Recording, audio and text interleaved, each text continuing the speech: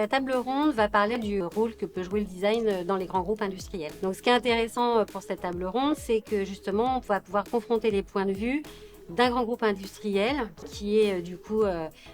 soumis en fait aux enjeux de transformation et notamment autour du digital depuis à l'échelle internationale.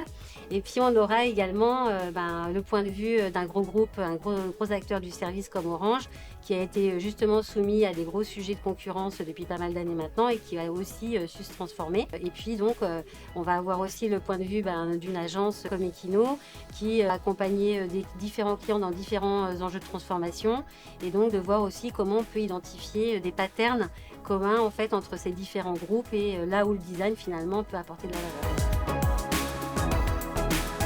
Aujourd'hui, le design, il intervient aussi à d'autres endroits dans ces enjeux de transformation, donc notamment pour accompagner les nouveaux enjeux du moment. Je pense notamment à tout ce qui concerne, par exemple, le Green IT, les enjeux climatiques, les enjeux de RSE, etc. Le design a un vrai rôle à jouer pour concevoir des solutions qui soient nativement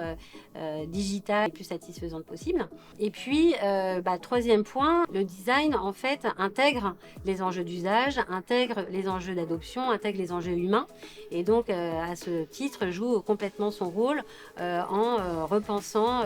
des produits, des services, des process, mais centrés sur les utilisateurs finaux. Et puis le dernier point qu'on entend un petit peu moins souvent, qui me semble aussi vraiment important, c'est aujourd'hui dans ces industries, dans ces grands groupes qui doivent se réorganiser, qui doivent intégrer ces nouveaux challenges, c'est comment aussi on intègre le design dans les nouveaux modèles de gouvernance, dans la manière de penser les organisations, d'aligner les collaborateurs sur les visions, sur le cap de là où on veut emmener l'entreprise.